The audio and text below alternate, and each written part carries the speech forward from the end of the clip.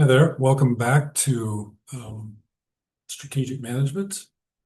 We want to talk today about Chapter 6, Generic Business Strategies. So we're building on what we've already talked about, the model that we looked at last time, where we were looking at our steps to strategic planning, purpose, objectives, strategies, and key results. We started off looking at purpose, vision, mission. Why does this business exist? We also then looked into internal and external environments and how to analyze our business and look at how it fits in the general and competitive environment, as well as how internally we look at resource and capability views, value chain views, to be able to understand our basically overall strengths, weaknesses, opportunities, and threats. We ended last time looking at the SWOT matrix and trying to slot those things together, leading towards how do we set objectives, and then how do we develop strategies to achieve those objectives, all the while learning back or leaning back on trying to achieve that purpose that we've established. So it's a pretty straightforward model, building on each other. Today, we want to focus on strategies, particularly the business level strategies. Next time we get together, we'll talk about a different level of strategy, the corporate level strategy. Differentiation strategy, cost leadership, and focus strategies. That's what we're going to talk about today. We want to understand value. We understand cost. We want to understand how we use those to satisfy best our customer desires and needs in our market. Why or what is a business level strategy? It's at the single product market. We're there to try and achieve competitive advantage, which we talked about as well last time. How to gain and sustain that competitive advantage. Who are our customers? What do the customers need? Why would we want to satisfy them, and how do we go about satisfying those needs? So that's what we're going to focus on for business level strategies. Going back to how do we know it's a competitive advantage? Is it valuable? Is it rare? Is it costly to imitate? Is it organized to capture value? If we can answer all four of those things, affirmative, we have a sustainable competitive advantage. If one or more of those is missing, we may have a temporary competitive advantage. We may have competitive parity. We may have a competitive disadvantage if we have none of those four items. So we want to keep that in mind. Strategic trade-offs. In everything, firms are choosing between cost or price and the value that they provide to their customer. Always that trade-off exists. We're working towards creating maximum value for our customers at the lowest price we can possibly put together, the lowest cost we can possibly achieve it at. The purpose of trade-offs are to maximize the firm's economic value creation. So as a business, what's my economic value and what's my profit margin? Two different basic kinds, cost leadership, differentiation. We're going to talk about those in a little more detail, but they are exactly what they sound like.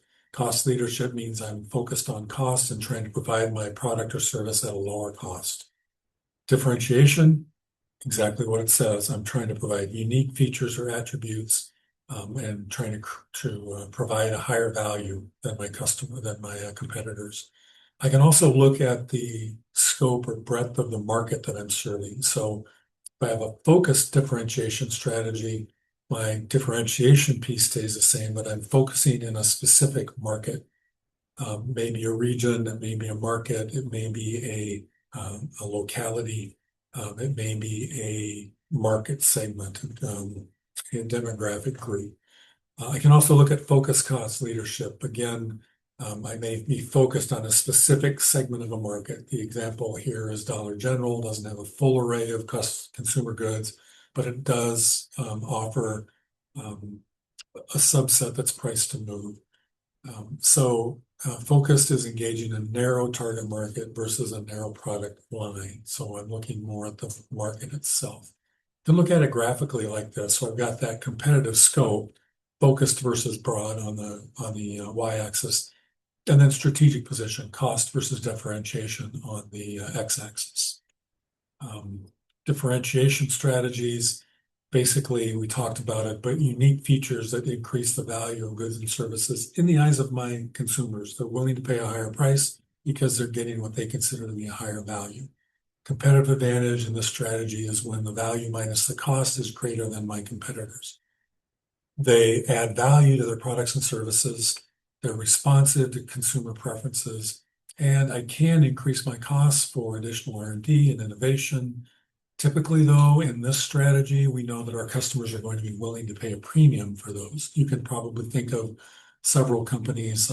Apple probably comes to mind here, where they do a lot to differentiate their product, but they know that their customers are willing to pay a premium because of the innovation, the cutting edge technology that they have. Whether you're an Apple person or not, I think we can recognize that that's at least their strategy. Cost leadership is a little bit different. Our goal is to reduce our firm's cost below our competitors, still offering adequate value. We don't want to undershoot what we're providing our customer, or we'll lose customers. We want to focus on costs. We can use cost of input factors, so our value chain costs, as well as economy of scales to help reduce our costs, optimizing the value chain and keeping the prices reduced to the lowest level for our customers that allow us to make the profit margin that we have our eyes set on.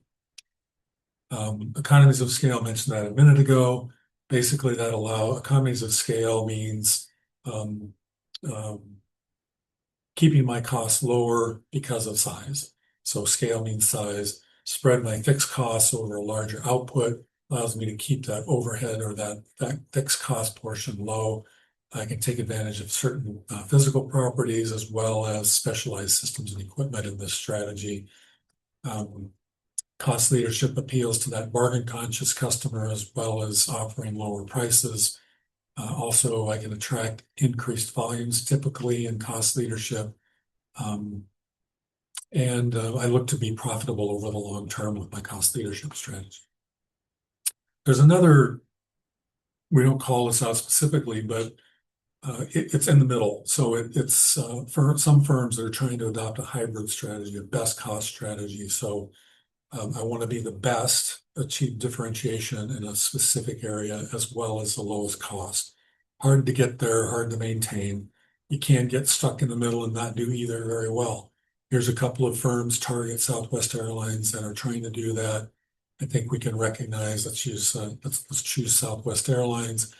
They've always been known as a no-frills airline, but also highly customer responsive.